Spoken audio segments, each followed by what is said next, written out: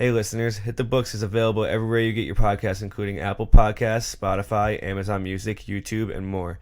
Be sure to tune in each week and like, rate, and subscribe.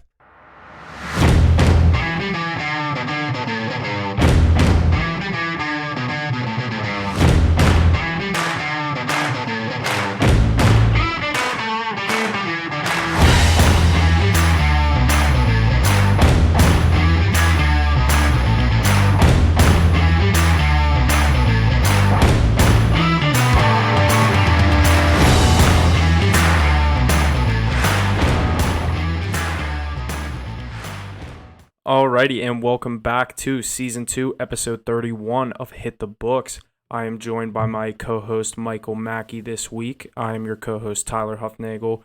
Jesse and Ace are going to be MIA this week. Jesse out on some work, Ace out on some personal vacation, looking to get them back next week. But like we said, just me and Mackey this week. Got a huge interview coming. Special guest Ryan Hammer 9 on Instagram.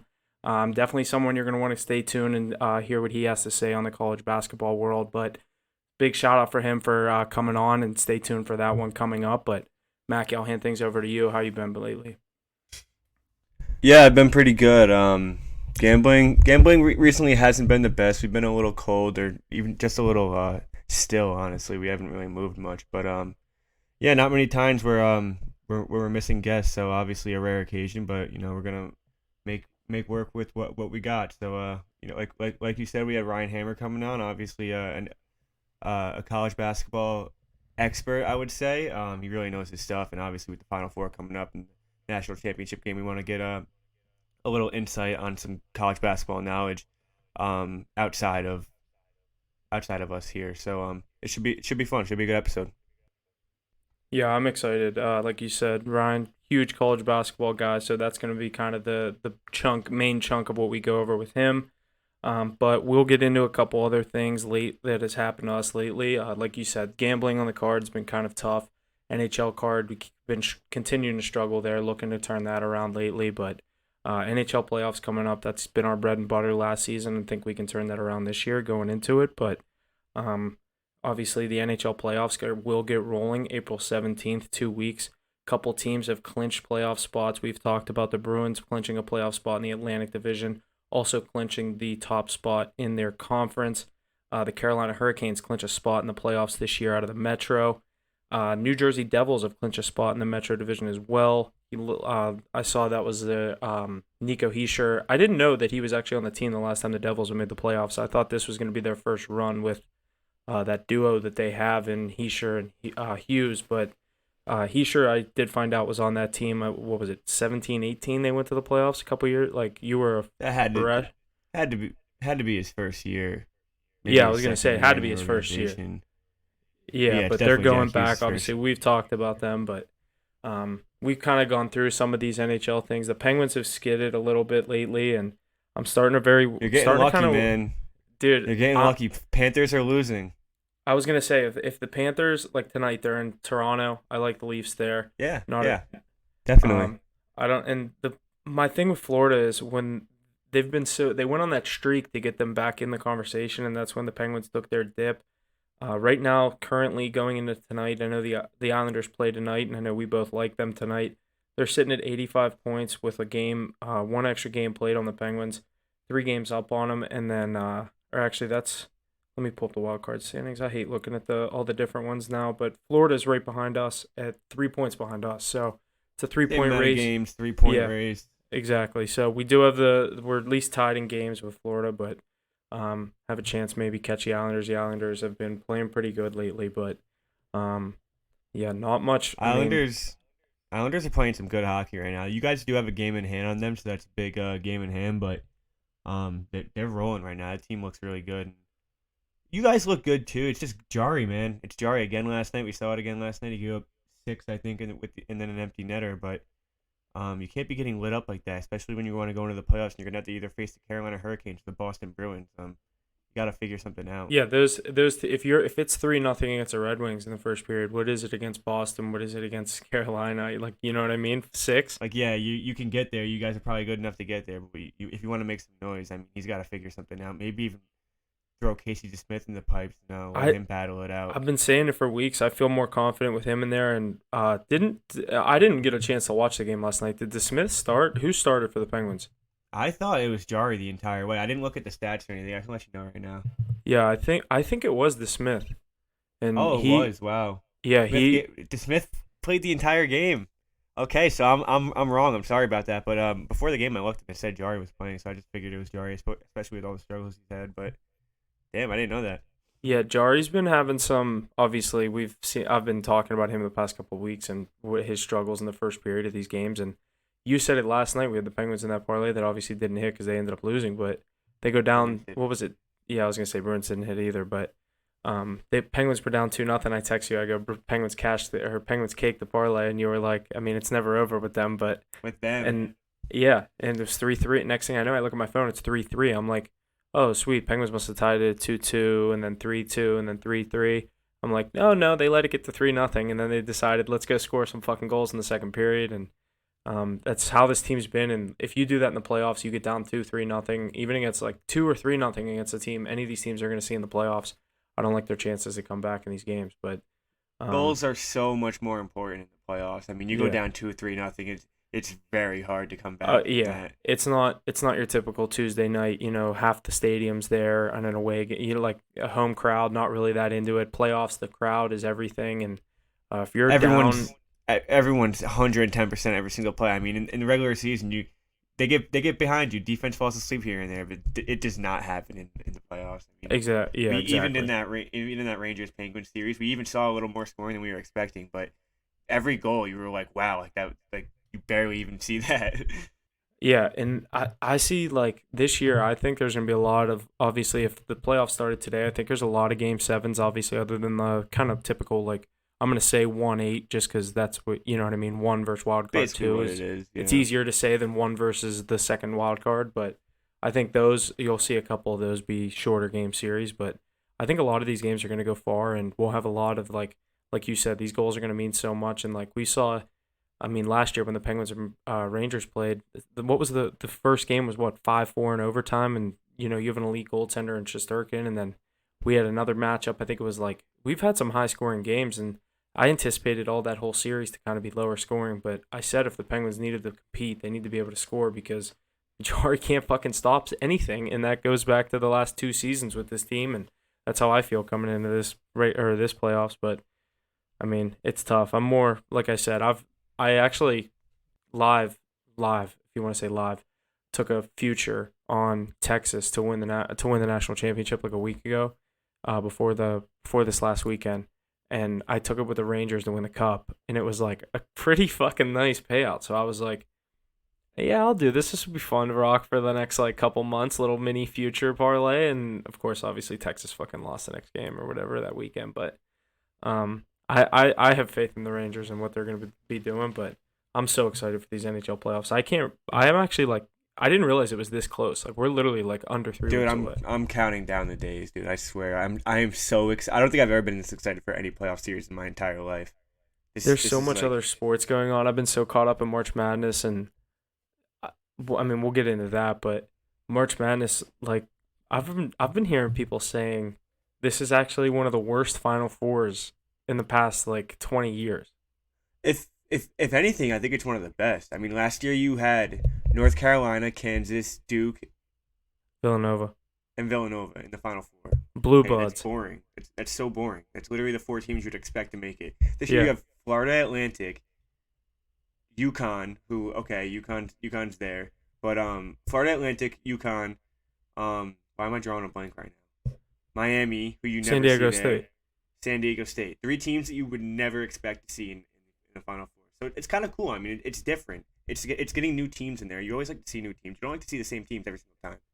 Yeah, and I mean, did you see I saw something, Florida Atlantic or San Diego State going into this year were like 48-1 and 70-1 to win it all, and one of them will be playing in the national championship game is fucking insane.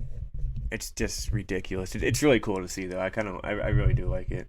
Yeah, we'll dive kind of more into the college basketball world when Ryan gets on, but Obviously, MLB opening day comes up tomorrow. I know I'm in two fantasy leagues this year. Last year was my first year doing fantasy baseball. I actually pretty enjoyed it, but it's kind of more because there's not much going on in the summer. Like I'm in a fantasy NBA league, and I'm not gonna lie, I haven't checked my lineup in 3 weeks. You're actually in that league with me. When's the last time you've checked that?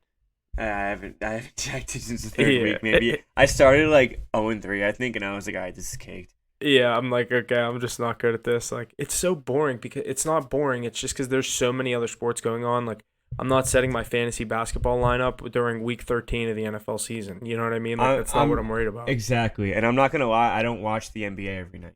Like I Yeah. watch the NHL every night. I watch college basketball every night that it's on. So I'll be like watching. Like I'll be able to set a lineup every night if I was to play like fantasy hockey. I'm not hmm watching the NBA every night. I'm not thinking about Yeah. setting my lineup every single night. I mean, I just don't like it enough. Yeah. This will Is definitely that be my first and last year with the fantasy yeah? NBA.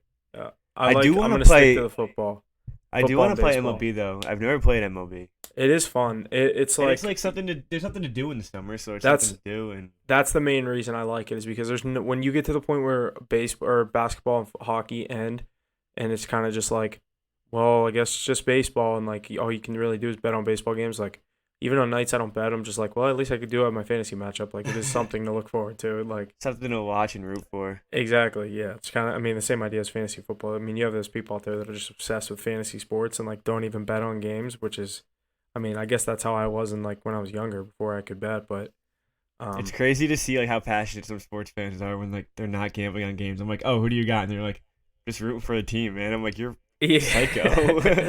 You yeah. care this much? You have no money on the game. Yeah, that is It's really funny, but sad though. It's taking the joy out of the game, but you gotta love it. yeah, dude. But in my two leagues that I'm in both of them. I'm in one for work and one with a couple of my buddies, and I got first fucking pick in both of them. Random snake draft first pick. So the first one I took Acuna, and I'm like, because he's like he's ranked number one, like he's the guy you're supposed to take at one. And then in my next league, when I got number one again, I was like, well, fuck, I don't want the same player on two teams, so I took Judge. He's technically ranked third. How is I Otani forget. not number one if you can do both? In fantasy baseball, Otani, you get him as a batter. Like there's literally Shohei Otani, and it says in parentheses batter, and then there's another Oh, you Shohei complete. Otani So there's that's two pitcher. Otanis. Yeah, That's that's a nice way around it though. I mean, it kind of makes him useless because he's not necessarily incredible at either one. I mean, I guess he is pretty good at batting, but yeah. he's not the The best at bat. either one. So it's I like was it gonna kind say of takes down his value. the batter Otani goes like top 15 versus pitching goes like top 45. But like you said, if you could Yeah, get him that makes both, no sense. if he was one player, yeah, he would go first overall. And Yeah, it's because you can like, use him both ways. You can use him yeah, every single night. yeah.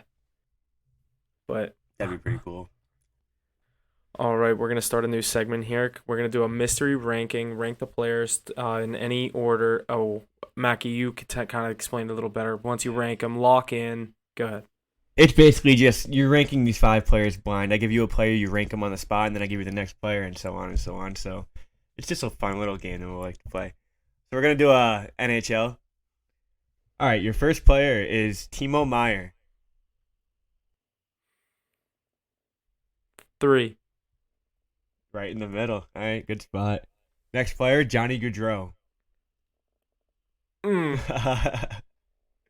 I 4. knew that was gonna be a tough one. Because I wish I could switch that already. Yeah. Putting him behind him. Because I All wish I right, could switch it already. number three, Rasmus Dahlin. 5. You see now you gotta have two good players.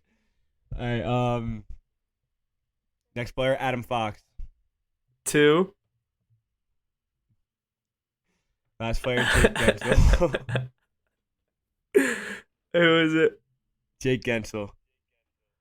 All right, I'll take it. That's fine. That's That's not. not. I That's really mean, not. if I That's not terrible. It's really not terrible. I gave you so who was players it? who like What was the order I gave? Gensel, you Fox, went. Meyer, Gaudreau, Darlene. I really would Yeah, go. How would you rank them? That's pretty close to what I would probably rank them. I'd go Probably Fox 1 because he has the hardware. definitely Fox one. then Fox Gensel, then one. Gaudreau, then Meyer, maybe.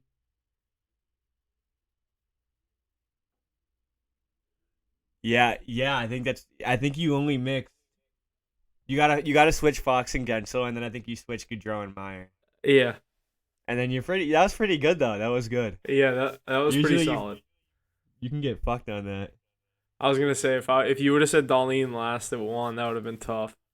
I wanted to see like where you were gonna put Meyer and Gaudreau though. All right, I got five names coming right back to you in this order. Patrick Kane. Oh my god. We're not going all time, right? We're just going like this season. Yeah. Okay. 3. Austin Matthews.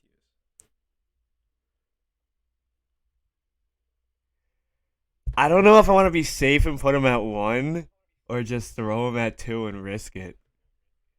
I'm just gonna throw him at 1. I'm just gonna do it. Austin All right. Matthews 1. So you have your 1 and 3 locked in. Yep. Evgeny Malkin.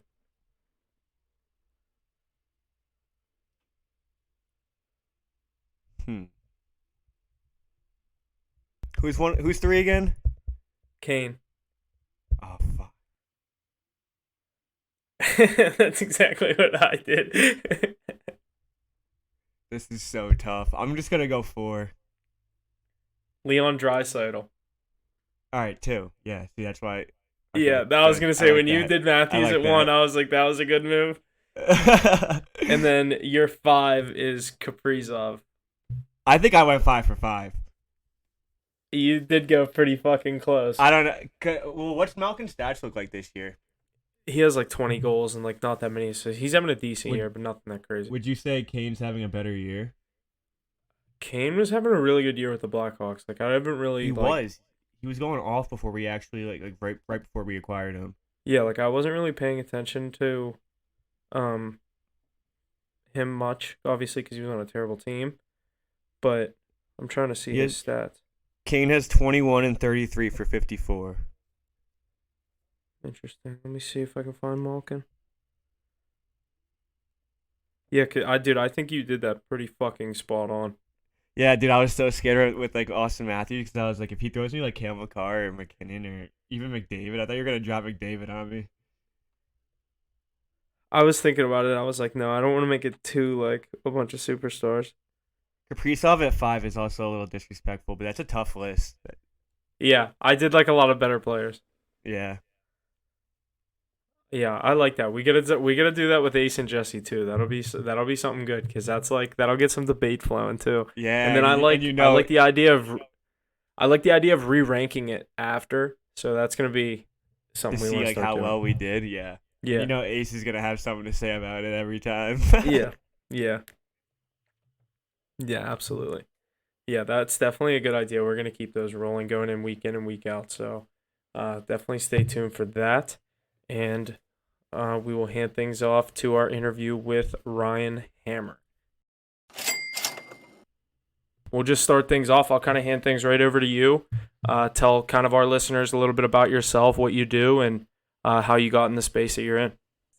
I'm Ryan Hammer. I first of all appreciate y'all having me on. Obviously, it's good to be here. It's a busy time. March Madness, Final Fours coming up, and stuff like that. I'm excited. I grew up a college basketball fan, like a lot of other people that love the game, and I'm sure you guys too. When I was like 8 or 9, my oldest brother started going to Maryland, so I was visiting him as a young kid, going to watch like Grievous Vasquez against like Duke and North Carolina and that, and so I loved going down there. Loved watching the Maryland games, and a big fan of the program. Jimmer, Steph Curry, like that's the same time period. So fell in love with the game. And then over time, like in high school, especially into college, I became like the college basketball guy with my friends and bracket group and running it all. And I was the one who taught them about the analytics and Ken Palm and like all that nonsense. I don't want to call it nonsense, Yeah, but yeah, and then I just kind of took it from there and started uploading like videos onto TikTok, and then started getting heavier into Twitter and making graphics, and found out that like I really enjoy it, and I started getting better and better at editing and the content part, but also just like learning about the game more. And like I never played at a high level basketball. I was a very good athlete. I'm not trying to toot my own horn. I was a good athlete. I played yeah, soccer, chose the soccer route, but understand the game enough to really build on that in terms of like prospecting for the draft. I did a lot of that. I still do a lot of that. And then I got connected with the right people, and things kind of just started taking off. So here I am. That's awesome, man. So you said you do a little prospecting for the draft. What do you do for the NBA, I assume? And if you want to touch on that a little bit, that kind of piqued my interest as soon as you said that. Yeah, for sure. So I started doing content. It was like my main focus was I called it off-season focus. So anything draft, contracts, even NFL too. I did NFL and NBA stuff. I wanted to be like I figured if I'm going to start making content, I want to have a niche, especially on like TikTok. I was like, I see an opportunity to do this to teach people about it. I started doing NFL and NBA contracts, contract clauses, how it kind of works. I know a guy from my hometown, and one of my good friends is an agent, NBA agent, so I understand a lot of it through him. Yeah. But I got really invested into that. Started going into the draft part and their contracts and prospects, and then started going into like profiling and scouting. And now I do it all the time. I did that more than college last year, I'd say, or maybe a balance of it. But I think it's a really good bridge between NBA and college that if you know one, you know a little bit about the draft itself and prospecting. So I try to get both routes at both sides of it because I don't like when people are like, I love college, but I hate the NBA, or I love the NBA, but college is a terrible product. Like stuff like that I don't appreciate. So I like to get both sides of it. Kind of like De'Aaron Fox. Did you hear De'Aaron Fox's comment last week or the other day? I was pressed because like he had like a 35 piece against Lonzo in the Sweet 16. And I was like, dude, like, are you serious right now? Like, and he had a huge thing about him coming into the league was his shooting and efficiencies and his struggles and his shot form. And I was like, dude, like that was literally you. You were that exact kind of player. And like you're knocking yourself. It's crazy. Yep. Wait, what, yep. what did he say? I was shocked to hear him say that. He said he can't watch a full college basketball game. I'm kind of like paraphrasing. He said the shooting's too bad.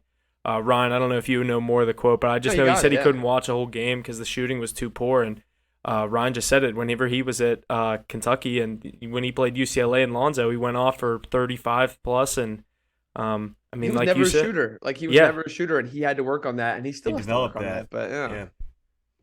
But yeah, that's surprising hearing a quote coming from someone that actually played college basketball. Like you'd expect like an overseas or a G League guy to say something like that. Yeah, so I see here are you a Texas fan? Just someone that's just who your team was this year? No, so I am a Maryland fan, diehard Maryland fan. I try to put my biases to the side. Like I think I do a good job in Maryland because I just realized that we're just not good any year. So it's kind of, or we're usually above average, but I usually I like certain programs more because I like certain like coaching staffs and how they're built. Not Chris Beard, definitely Rodney Terry though. Yeah. But I definitely had to clarify that real quick. Like last year when I was huge on Baylor during the COVID year. God bless, they were so good. So like Scott Drew, I became a big fan of the Baylor program, still am. So I like certain teams that way, but I don't like flex towards them. Texas this year, I picked them as a Final Four team in October. I picked them as my title team heading into the tournament. I was just very high on them, so I felt like a fan at one point, dude. I almost cried the other day. I was so upset.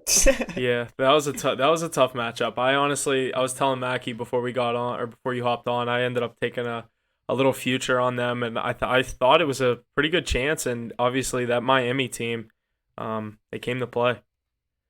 We'll get into them in a little bit, but you said you big NFL guy, more just basketball. You said you used to do a lot in the NFL space. You still big NFL guy? Yeah, I'm a diehard Jets fan, season ticket holder for like 6-7 years now. So big that my dad even put the season ticket onto my own tab now. But so I've been going big Jets fan, big NFL fan. Like I was doing content and then I just started to kind of like get into what I like best and what I do best is basketball stuff anyway. But just like everyone else, fantasy football, the whole nine. So yeah. Yeah. So you said it, Jets season ticket holder. What do you think coming into this year? You obviously that young core that you guys had last year, but we all know the age-old question: who's going to be the quarterback in New York next year? It's going to be Aaron Rodgers. We're just waiting for it. Like I think it's the second and a third. The second could turn to a first if he plays enough and we win a certain amount of games, which I hope it does. I mean, outside of quarterback, you could argue we have the best core. We have the best roster in the entire best roster in the entire NFL outside of QB. So I'm excited. I'm like cautiously optimistic just because like we're going to screw it up somehow. Right. But then again, I'm thinking like, you know what? Maybe not. This is a completely new regime. Every player is new. Every coaching staff member is new, like GM. So I have hope that we're going to be good. I know we're going to be on a lot of primetime games. So that's good enough. Yeah. I like And that you're like optimistic about it because I have a lot of Jets fans too, and they're all just like, "Yeah, we're going to the Super Bowl now," and I'm like, "Yeah, you guys got a lot better, but that division is still tough, along with the entire Yeah. AFC." So I mean, I like that you're optimistic about it. You're not getting your hopes like all the way through the roof already. It's ridiculous. Like the Chiefs are obviously the Chiefs. Even like teams like the Chargers are still making improvements. I love Justin Herbert. The Bengals are awesome. The Bills, the Dolphins are still going to be good, even though like whether you like Tua or not, it doesn't matter. Like they're still going to be yeah, they're good. still there. That's already I just named like 5 teams. Like it's just crazy. Loaded AFC, I'll tell you Yeah, that. and I wish we were in the NFC sometimes. It's wild. Yeah, I Yeah, was gonna say, and I'm obviously Mackie. He's from New York, but Cowboys fan, and I'm from yeah. Pittsburgh. Don't Obviously, I'm a judge. Steeler I'm not. fan. I'm good. So No, I get it. I get it. yeah, so I mean, I'm dealing with the thick of this AFC. You guys are getting one of these top quarterbacks. I'm trying to hope my guy Kenny can make another step and not fall into a sophomore slump. But Yeah, I we'll was have at to the. see about that. I went to Pittsburgh with my brothers and my dad for the Jets at Steelers this year, and thank God we won. We pulled it out. We didn't blow the lead, but it was so awesome. I've never been there. First of all, the stadium's great. The city, everyone loves Steelers. It's awesome. It was so crazy seeing Kenny Pickett come out as a Steeler for the first time, like at playing as the QB1 in a regular Yeah, season game. It was so cool, and I was like, "We're gonna lose this game, but this is very cool." and what was it? That was a low scoring final score, wasn't that like a 13-10? It was low. I think it was low 20s, I want to say, because I remember we scored again. Brees scored on the goal line at the end of the game. I don't remember exactly what it was. I think we had like a, Yeah, I like think it a was. 10-point lead going into halftime, and then we blew it, but then we scored at the end. So, Yeah, yeah. Okay, now I know you're right. And that was still Zach Wilson, right? oh yeah, big time. Yeah, That that was was. I think he caught a touchdown pass that game. Did the Philly special that Yeah, game? yeah, Yeah. he did yep, you're right. I know exactly the play you're talking about, but all right, we will get into the world of college basketball. You said it's kind of your bread and butter. Sweet 16, we had number 9 FAU take down Tennessee 62-55 on Thursday. I don't know who you had in that one. I know me and Mackie, we both had Tennessee in this matchup. I don't know which way were you leaning. These Owls are buzzing. They're obviously the Cinderella run that everyone wants to see, and they got to the Final Four. But I don't know how you kind of have gauged them or how far you had them going in the tournament. I had them as a first-round exit against Memphis, but kind of wanted to get your opinion on this team and where they what you think their potential is going into this weekend. Yeah. I'll say that I had Memphis in the Final Four, but I said it the whole time. Whoever wins Memphis FAU is probably going to make a run. Memphis is more poised to make that run. I guess not, or maybe they could have made the same run, but I don't want to take credit away from FAU. FAU is awesome. The fact they got a 9 seed, I was prepared for, but I thought it was pretty disrespectful, especially after Murray State getting a 7 last year with a very, very similar resume, both very strong in KenPom, have some really good wins in a very good conference. Conference USA probably better than the Valley Conference that Murray State was in. I guess maybe even if you think about it, but nonetheless, like they were the quality of a 5, 6, 7 seed, 100%. They're proving that right now. Like you said, they're buzzing. They definitely benefited off a relatively weaker path, to be completely honest. Like when you look at their path, they played Memphis. They shouldn't, like, whatever. They won the game, whatever.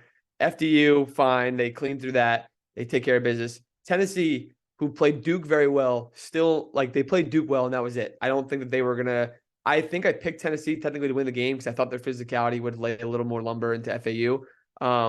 But like Tennessee's clearly not a quality 5 seed, or I guess they're a 4, Yeah, quality they were 4 4. seed Yep. whatsoever. So, and then Kansas State, I don't think like Marquise is awesome. I just think all those teams, Kansas State and FAU especially, benefited off a really weak region and it kind of just toss up, right? With Purdue going down and all these things. So I think they benefited from that. I still think they're very good. I don't think they're going to win. I'm going to take San Diego State. I guess I'll get ahead of that, but I think the Aztecs are going to win. I don't know. But then again, I did the same thing with Tennessee. It's a very, very similar style team. I do think San Diego State's got a little more of an offensive threat with Darian Trammell and stuff. But FAU's fun. I saw them play against K-State at the Garden the other day. I just don't I don't know what it is. I can't get myself onto them to keep winning and like contend for a title right now. But they're there. So Yeah, I'm right there with you. I do think San Diego State is the play on Saturday, or yeah, Saturday at 6 o'clock, or for us on Eastern time. But yeah, I like San Diego State in this spot, Mackie. I don't know which way you were leaning on this game, but just because he kind of alluded to his pick, I figured I'd jump in there and kind of if you agree or disagree. Yeah, I don't really know. I definitely do kind of lean San Diego State. I just wasn't very high on them at the beginning of the tournament, but after the first few rounds, I kind of started jumping on their wagon, and they've been rolling. So I really do like this team. Definitely just not a matchup you were expecting to see in the Final Four. I don't really pay attention to the Mountain West much because they're actually pretty notorious for losing in March. And I saw something that was like over 3.5 Mountain West tournament wins, and they cashed it by themselves, and every other team lost. So that was pretty cool. But yeah, this team's definitely against the odds right now. But I do really like this team, and it's a nice matchup for them. It's gonna be two really hard-working teams. San Diego State's more of a defensive-minded team, and they've been getting by more with their defense. But I do like them to get by in this game as well. Yeah, so I think we're all consensus there. We'll get into this other game. Obviously, we have number 5 Miami and number 4 UConn. This is a little bit more of the big name matchup that we're kind of used to. Obviously, not Miami, but UConn gets back to the Final Four after their little slump of the past couple of seasons over the past 8 or so years. I think since 2014 is the last time they got back. But Ryan, I want to get your take on this game. Miami, Nigel Pack, or Wong, they got everyone buzzing for them. Miller.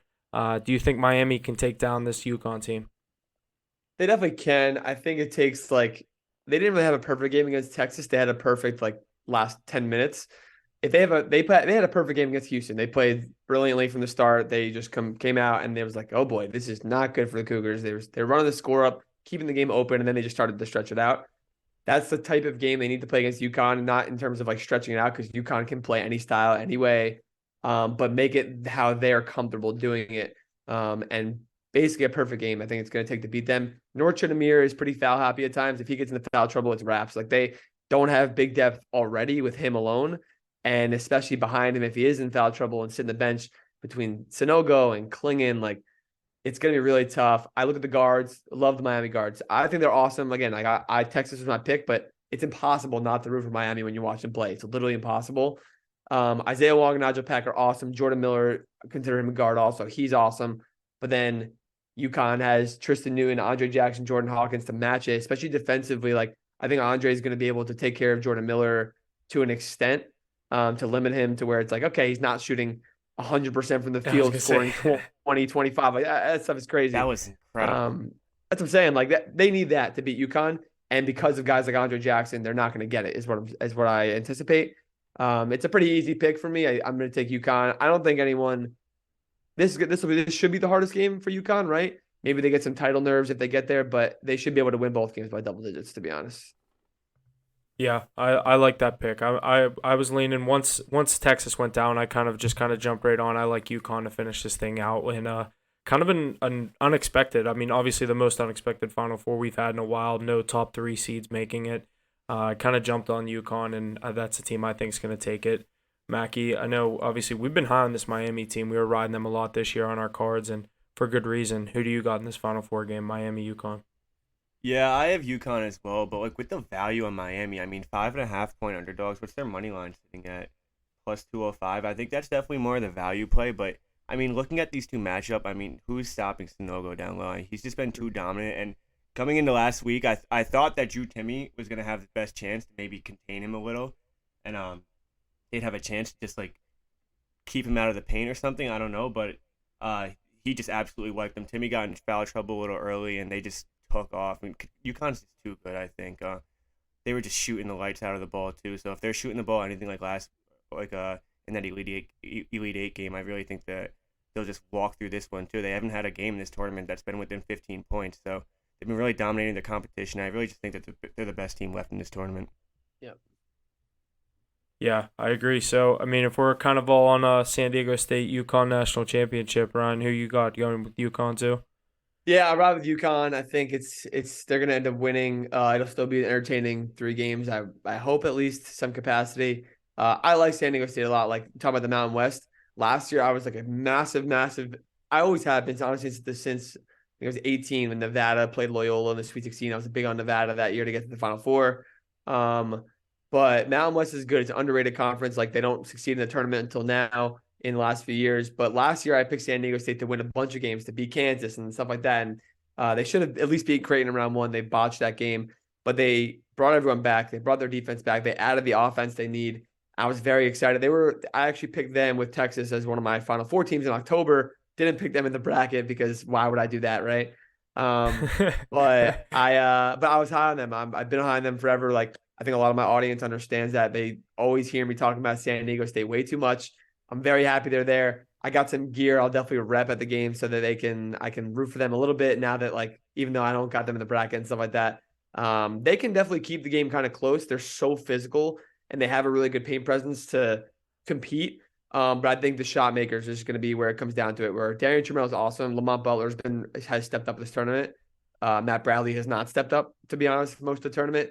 But I just think Jordan Hawkins and the rest and the bigs obviously are going to be able to take the reins. So Yeah, I think Yeah, I agree. like that. I was gonna say I agree 100% with everything you just had to say, and I think UConn's gonna be my obviously like I said once Texas went down, I kind of jumped on UConn there, but you also said you're a big NBA guy. Obviously, you said you do a couple things with them, and content wise, wanted to get into some of the. Obviously, we have the playoffs getting underway April 15th. That's just about 2 weeks away. A couple teams clinching: Bucks, Celtics, Sixers, Cavs. Out in the East, the West, a little bit more of a shakeup. Any team you're liking, who you taking out East in the NBA? yeah, it's tough. The East is a whirlwind. Like it's crazy. The Knicks might have a home series again, and this and like good for them. I'm not. I don't like the Knicks because in New Jersey. I grew up. All my friends are Knicks fans, and I'm not.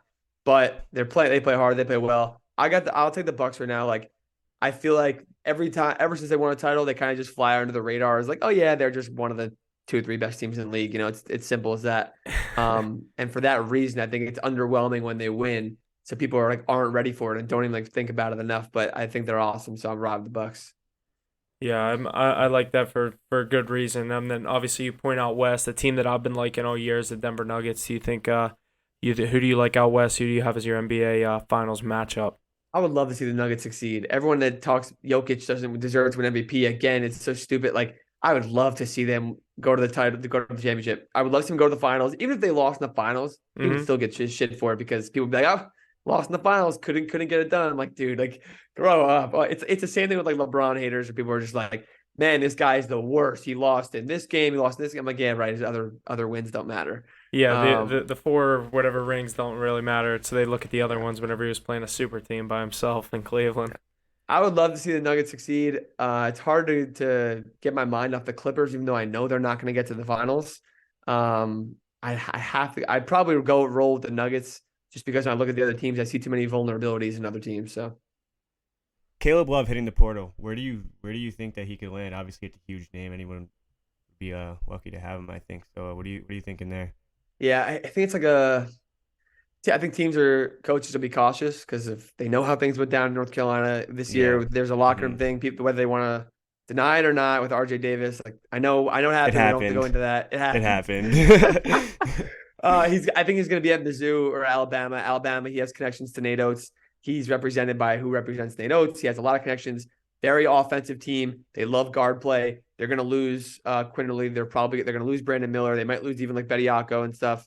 So between like Sears, who I think should be there again, Jaden Bradley, and like guy like him, that could be a really good fit offensively. And I know he's from Missouri. He got heavily recruited by Missouri, and Dennis Gates loves the transfer portal. Missouri's like saw last year when they went to this year and they turned it around pretty fast.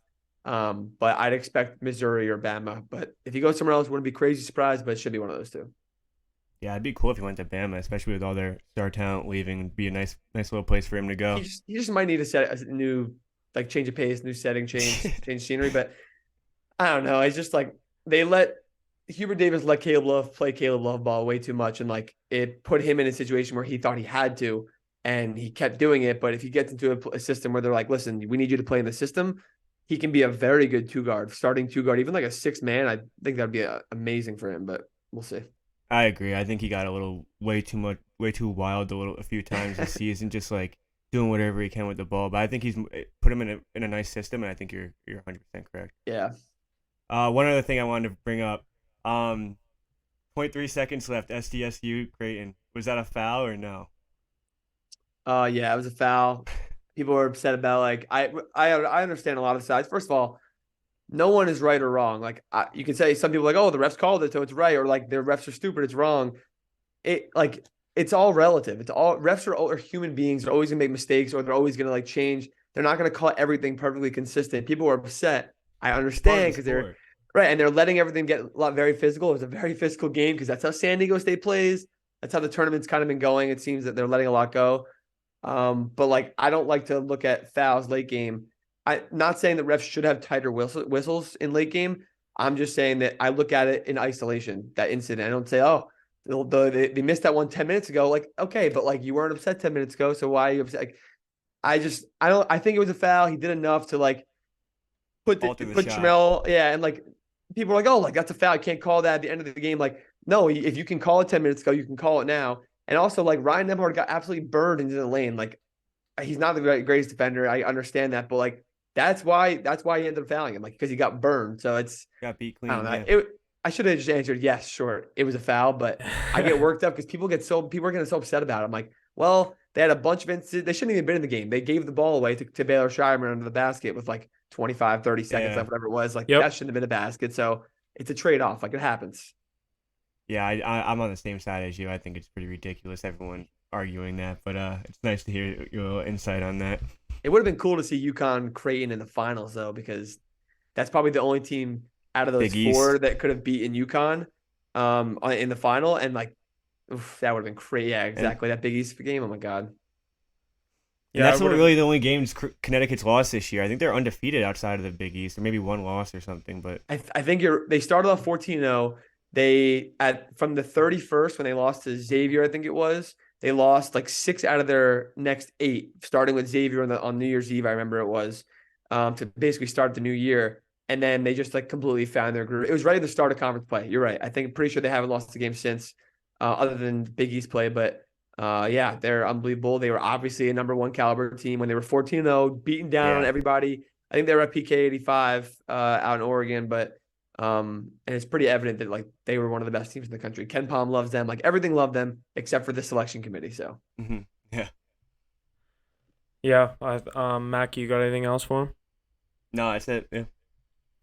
Ryan, you got anything for us? Any questions? Anything you want to run by us, or we good to get rolling here? It's up to if you got anything though. Feel free to cut in. no, I'm good, man. Whatever you guys want to do, I'm good. So Awesome. Big shout out, everyone. Be sure to go check him out on Instagram at RyanHammer9. If you want to plug your TikTok, is it the same as your Instagram? yeah, same thing, same thing. Awesome. TikTok, same thing. RyanHammer9. Be sure to give him a like, follow wherever you're at on social media. Wanted to say thanks again for joining. One of the best guys going in the social media game for college basketball and the NBA. Definitely thanks for joining, and look forward to anything we might do in the future. Thanks again. Of course, always down to do it again. Appreciate y'all for having me a ton. It means a lot. Very kind words, but I see y'all going the same way. So, but I appreciate it. Awesome. Thank you. Thanks again. If you ever need anything, don't hesitate to reach out. And you got my cell number if you need anything. Sweet, we'll do. Thanks, man. Awesome. Thank Thanks you. for coming on, man. Appreciate it. See you guys.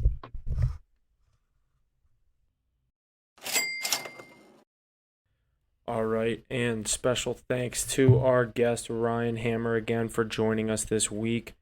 Be sure to like, follow, do everything. Check him out on all social media platforms: TikTok, Instagram, Twitter. You heard him say it, same on all platforms. Ryan Hammer 9. Thanks again to him for joining us. We're going to get into a little bit of NFL news. We saw via Twitter Lamar Jackson reports that arose. The tweets from him about requesting a trade on March 2nd from Baltimore. The Ravens obviously did not end up going through with those requests. Obviously, him still being a Raven. Question mark still flying about where will Lamar play next year. Keep seeing all these posts, kind of the best fits for Lamar Jackson, whether it's the Jets, the Falcons, the Colts. A lot of these spots. I've even seen the Dolphins. Obviously, we've heard that one circling around for a couple of seasons as we thought Lamar was going to sign there. But, Mackie, where you think Lamar's going? I think a very sleeper team for Lamar for the reason of the additions that they made on the coaching staff with Shane Steichen, and they have Jonathan Taylor in the backfield as the Indianapolis Colts. I like what they have on the offensive line. I think the new coaching staff, what they were just able to do with Jalen Hurts, not saying, Jalen and Lamar are the exact same player, but pretty similar. And the play style that they like to use their legs to extend plays, and obviously Lamar being a super freak athlete, I think the Colts, it would be a sleeper spot for Lamar to go to. I know it's another team in the AFC, but a weaker division. I'm not saying they're the weakest. I think the Jags are on the come up in that division, but the Titans and Texans, I think they're years away from doing much. And I think the Colts would be a very interesting spot for him, but another one that I think would be a great spot is the Detroit Lions, and that gets him out of the AFC and into the NFC and kind of maybe could make his mark on that side of the bracket. I don't know what you think, where he's going to go, I but I don't like that. I don't like him going to the line. I like Jared Goff, dude. I know you're not big on him, and I like it's Goff, easy but to. I don't think the Lions But are so. I think the Lions would make that move.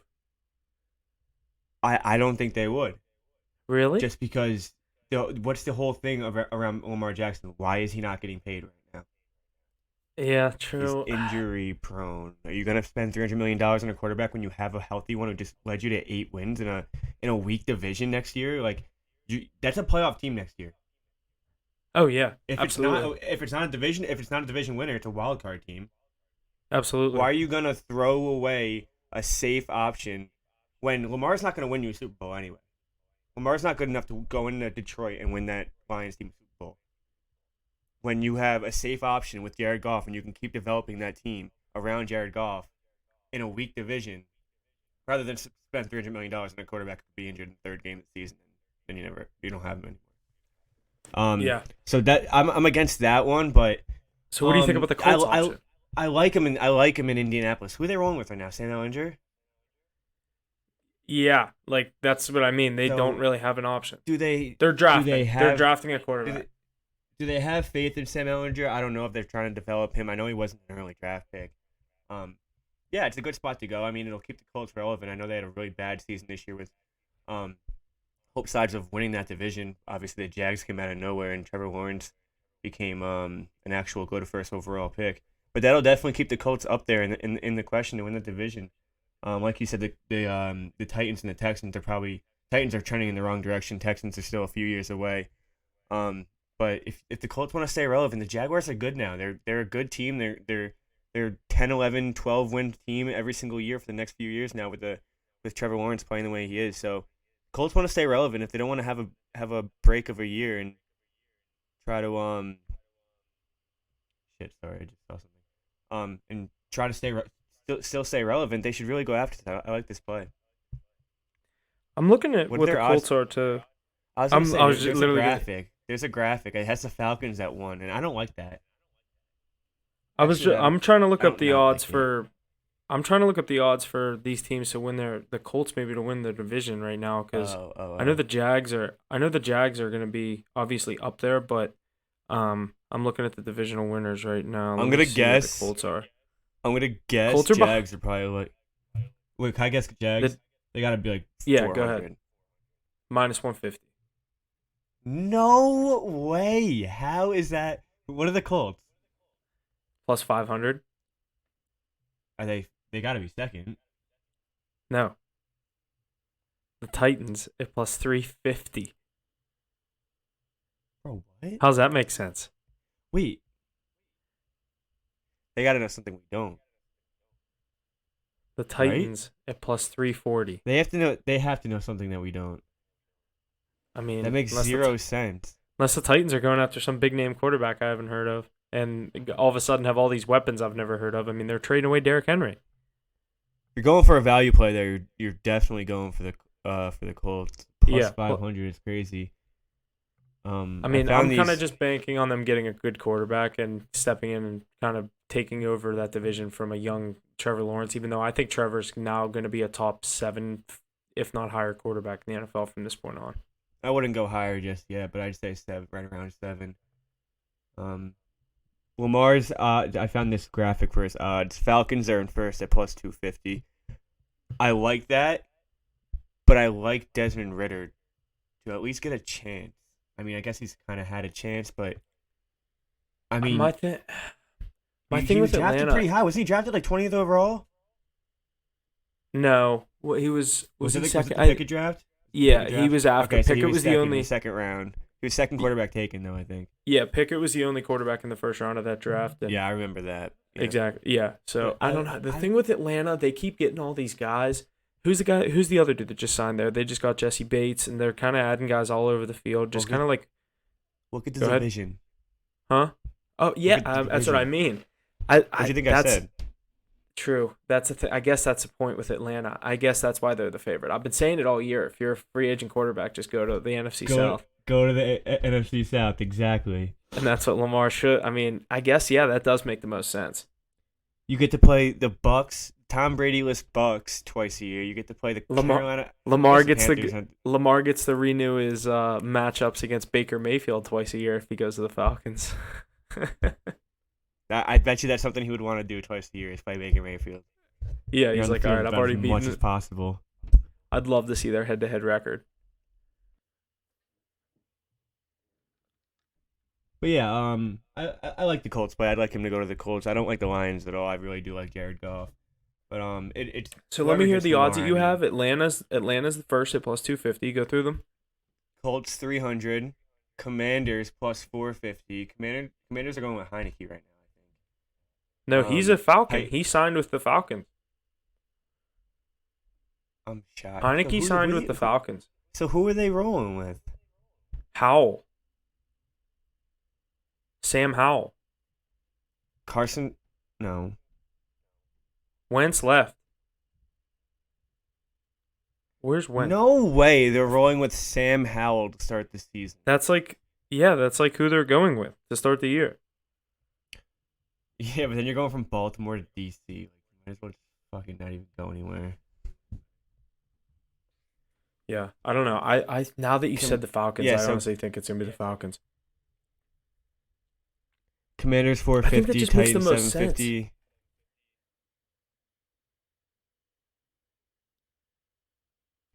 I mean, just Who's after Yeah. the Titans at 750? yeah. I mean, I'm sure they're just going Malik Willis, right? Yeah, and that's not a good move. I can't believe, dude. Like the Titans, I don't know what their plan is, and the fact I'm still thinking about how I just saw them at higher odds than the Colts to win that division. They gotta have something in their back pocket. Mike Vrabel's I doing think something. I think they're basing the Colts going off of Ellinger all year. Whether they draft a quarterback or not, they're banking on Ellinger being the starter for the majority of the year. You know what I mean? And if he is, then these are good odds. Yeah. But I mean, how long do you roll with a quarterback that's not producing wins? Exactly. And he Probably just got kind of especially when he you're kinda not a got high thrown draft around pick. last year. Sorry, I just cut you off. No, you're good. I mean, but especially when you're not a high draft pick, your leash isn't very long. You lose your first 3 games. There's not a good chance you start week 4. Yeah, I mean, like Especially if you got Exactly. a first round Like Brock quarterback Purdy- right behind you.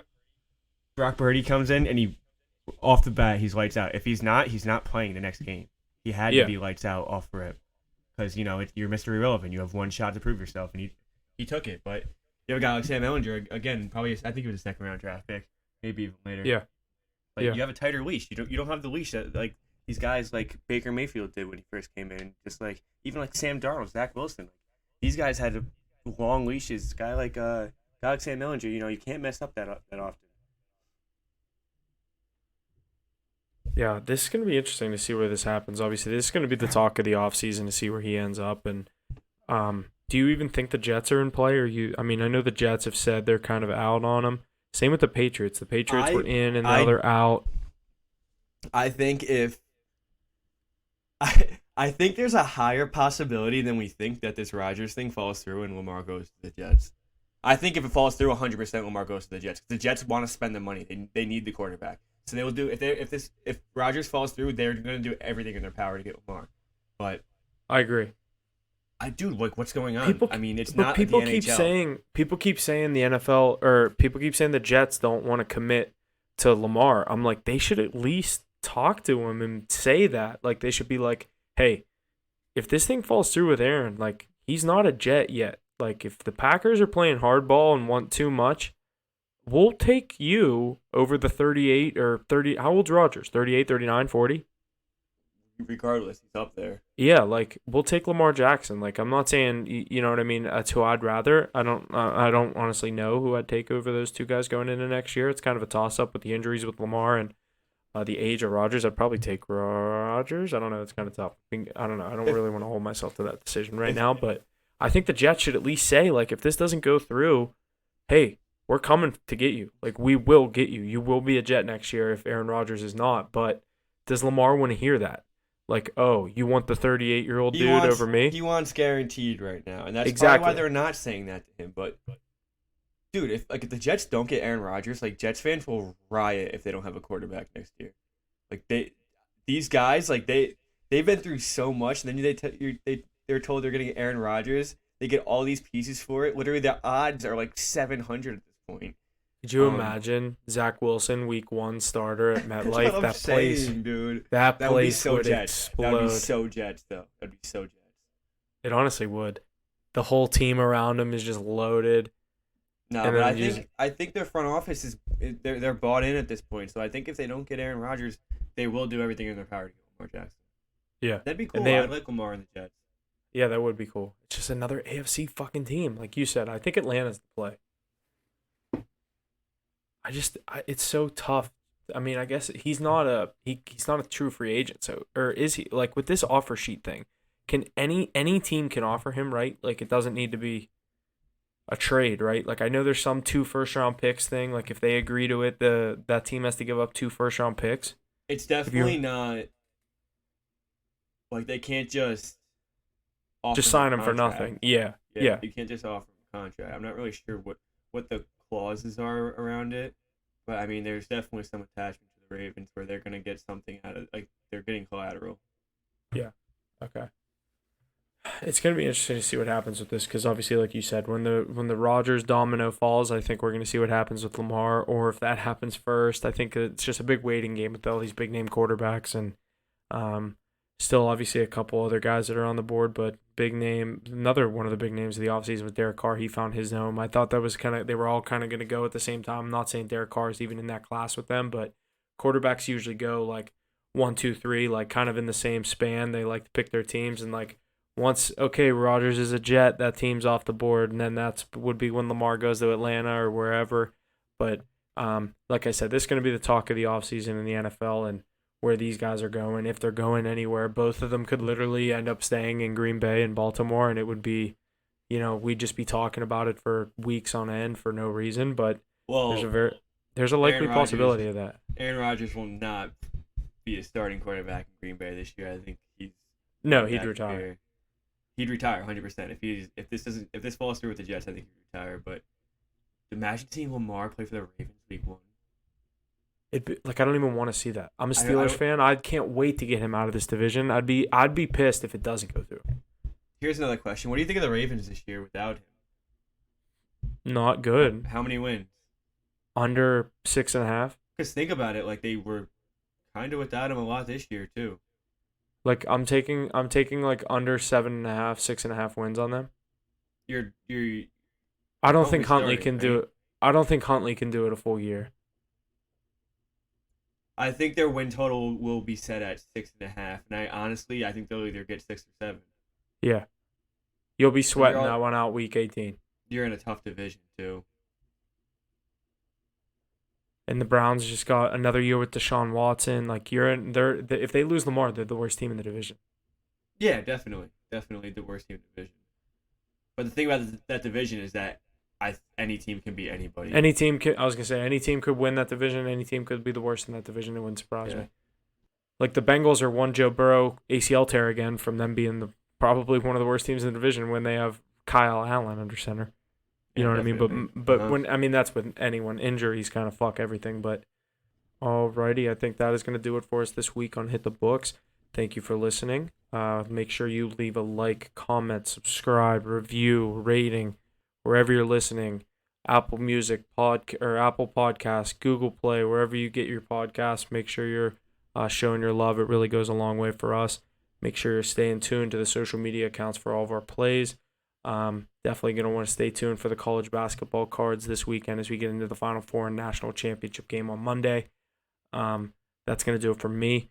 Thanks for listening. We'll see you guys next week. Mackie, we'll hand things back off over to you. Yeah, Final Four National Championship coming up this week. Obviously, two of the biggest championship kind of I look forward to all year. Obviously, March Madness is the biggest tournament we look forward to all year. So, really excited for that. Obviously, we're going to have some plays out on that. And we just got the MLB season coming up starting tomorrow. So, obviously, summer comes in, a lot of dull times come, but we still got the NBA playoffs, NHL playoffs. coming up. So we got a few more months of that. Yeah, just getting on by. Yeah, and like you said, MLB gets started up tomorrow. We didn't necessarily do our normal preview that we do. I'm not going to lie, not necessarily the biggest baseball guys, just kind of your casual baseball fans. So definitely going to be bringing you some baseball talk. Going to wait till next week when we have Jesse and Ace back on, get a little more convo and a little more opinions going there. But obviously, as we get a couple chances to watch some of these games, I know we said we have a couple good matchups. I sent you the one. You get Scherzer and Alcantara. I get Mitch Keller versus Hunter Green. What a matchup I get to watch.